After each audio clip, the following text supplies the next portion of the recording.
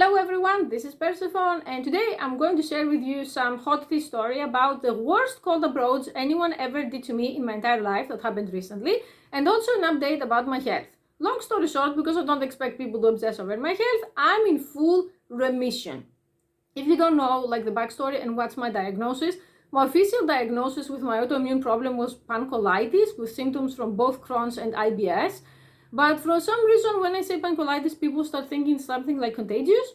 So I usually just say Crohn's, although I have symptoms from both, it sucks, honestly. So anyway, as part of the treatment, I have to go to the hospital every 2 months to get an injection with a biologic, which is an immunosuppressant medication. And I had to do a colonoscopy, which I'm going to probably discuss on one of the other channels because I don't like putting it here and people who are into SCAD started saying, oh, so hot. So anyway, recently I was in the hospital and I was in the waiting room to go do some lab tests and then go for the injection. And this is where the whole cold approach incident happened, and I'm going to tell you that the man who did the things that I'm going to describe will die alone 100%, not even 99%. So get some popcorn, it's going to be wild. Imagine that there is a very big corridor that is in the endoscopy room where people are waiting to get colonoscopies, gastroscopies, and there are also the people who are like the designated driver or like the person who is together with whoever is inside getting examined, okay? So I'm waiting there because the doctors have to file some paperwork, and there is a guy who looked like he's in his early 30s that he came to sit across my seat, which was weird because it was almost empty. And he was tall, he was decent looking, so I was on my phone watching something and I didn't pay attention to him. And there was an old lady that was just a bit sitting 2 or 3 seats away from me, and I say that because she was in her 60s. Imagine this typical old lady, granny style, with gray hair, waiting for her husband who was inside for a colonoscopy. And I say that because it's going to play a part. I'm not just rambling autistically about things that don't matter. So she could hear what was going on. So he is, I look at him because I had my headphones listening to something, and he says, I know you. And I'm like, excuse me? And he says, I know you. And then he says, I'm a police officer, don't you remember me? And I said, no. And then he says, yeah, we inject together. Don't you remember that? What happened last time? We inject together. Doesn't sound exactly like we're getting an injection together. It sounds like we're kind of junkies together. And when he said I'm a police officer before that, I could see the woman looking at us in a spared expression, what kind of people are these? So I'm like, I'm sorry, I don't remember you. And then he says, what do you have, Crohn's or IBS? I say pancolitis. Then he says, oh, I have Crohn's. Okay, fine, you have Crohn's, what do you want me to do? Then he said, I used to have a colostomy bag that would open all the time, and then I would have shit falling all over myself. Imagine it's 9 in the morning. I haven't even eaten breakfast because I have to do the blood work things and you're not supposed to eat. And I have this man describing to me how his bag broke and he covered himself with shit. But I'm thinking, okay, maybe he's just nervous. At first it didn't even cross my mind that it's cold approach. So I was thinking, okay, maybe he's just nervous and he wants to talk to someone to, I don't know, get his mind off of whatever he's going to do inside. And then he continues and then he says, but I removed that now, but they also removed the part of my intestines. I'm like, wow, that sounds bad. I mean, on purpose, when I try to avoid people in real life, I don't ask them anything. So eventually they get the message and they shut the fuck up. So I'm looking at him with this autistic, flat effect death stare, and I'm thinking, okay, he's going to get the message. Then he starts asking to me, why are you here today? Are you here for the blood thing? I'm like, yeah, I'm here for the blood thing. And he said, me too. And then he said, are you okay though? Do you have any other symptoms now? And before I say anything that I don't have any symptoms and I'm fine, he drops the bomb and he asks, do you have diarrhea? Did you have diarrhea in the morning today? You should see, I wish, guys, I had a secret camera and I would film the woman's face from she was having these huge eyes looking at him, then looking at me, then thinking, what is this kind of pervert? And I look at him and I say, injection homie, I didn't say that, but I thought about it. I'm going to answer that. And he said, why? We have the same thing. We have the same health issue, and I have diarrhea all the time. So I want to know if you have too. I said, well, we may have the same thing, but I'm still going to answer it. So after that, he starts sulking for 5 minutes, and then this is where the cold approach begins, because so far this looks like a very badly feeling like nonsense, like from some kind of bad comedy. And then he says, there is this Facebook group that is for people who have autoimmune problems, especially gastrointestinal ones. Are you a member? And I'm like, no, I don't use Facebook. I mean, I have a Facebook page, but it's like, I don't really do anything there. So he's like, they have a meetup next Sunday, and we're going to go to this coffee place that, one of these places that serve these things that there are for people who, I'm just adding here, like, to understand what I'm talking about, there is this coffee place that you can order one of these things that there are no fiber, no sugar, no lactose, no dairy, no alcohol, and you can eat them if you have Crohn's or IBS. And he's like, we're going to go there and we have a meetup. And then he says, you can give me your number and we can go there together as a date.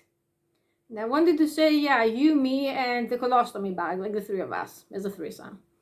And I look at him and I say, sorry, no thanks. And he says, why not? I mean, it's going to be so much fun. You can be my plus one. And they said, well, for starters, I don't feel comfortable meeting total strangers, even if it's in a public place. And secondly, because I just talking about like colostomy bags and, who had diarrhea like the entire date, it's not really my kind of date, but thanks. And then he got so upset. Like, you cannot imagine, he started sulking, he got on his phone, he got up and he left at some point, and then the doctor called him, and I was like, thank God. And then he went inside, and when he went out and they were about to call me, he didn't even say bye. And when I went for the injection the other time, which is, imagine something like a chemotherapy room, but they don't have cancer patients because the cancer patients don't want anything to do with us, from what I realized, so they have us separately, the, autoimmune gang with all of these problems. He was bedridden. He was covered over like his head with the blankets, and he didn't even say hi to me. And I was so pissed off at him because there were many people who were like really, really old, like people in their 80s and even a guy in his 90s who needed the bed, because usually they have some kind of like reclining chairs, which are fine by me, but I understand if you are old, it's not the most comfortable thing. And it's also super cold because this hospital has this kind of thing that, we have the windows open night and day because of COVID, and it's like freezing. So anyway, I knew that, and I was wearing very warm clothes, and here is that loser taking like up the bed. I found out from one nurse who was gossiping to another that he came at 8 a.m. just to lie down on the bed and get like some PT supply from the nurses, because it's like it's an army hospital, so there are some really hot nurses. And he was there like whining about his condition. And when he left, he gave me like daggers and he didn't talk to me again. So after that, I talked about it with my real life friends who had no sympathy for me, and they were making fun of me and saying that, this guy, he's undateable because of the colostomy bag and because he has diarrhea all the time. So he's going for chicks who also have diarrhea all the time. So that's why he asked you, because he thought that if you have diarrhea together, you're not going to turn him down. Like, what the hell? So, I mean, the first days I was pretty pissed, but now I thought like the manosphere and this idea with a cold approach has been ruining lives. Like, you're not safe anywhere. Like, I'm sitting there minding my own business. Is this random incel, because that's what he is, comes up to me and he wants to know if I have diarrhea so he can take me on a date? Like, what the fuck? There are people who say, Persephone, these things only happen to you because you're autistic and insane, but I don't think so. I think he was so desperate and he was so entitled that no matter what woman sat on that corridor, no matter who it was, I'm not saying that, oh my God, I was so hot and he was into me. No, not even that. With the exception of the granny that she had a wedding ring and waited for her husband, he was just going to walk up to any woman. And you know something, I'm just going to play the devil's advocate for 3 minutes and then end this annoying video. I'm just sharing this because I have had a lot of horrible loser men trying to do cold approach. Don't do cold approach, guys. And this was number one. I don't think I'm going to find anything else to top that disaster. Let's say you really want to go ask a woman out and you are really insecure and you really had a colostomy bag and you really feel that you need someone who's also sick and can understand you. Why the hell don't you come up with a better date idea? like, ask her something like, I don't know, what are her hobbies? To take her to a bookstore. Like, I like books. If someone says, let's go to a Starbucks or let's go to a bookstore, and I was single, I would say, like, I would think about it.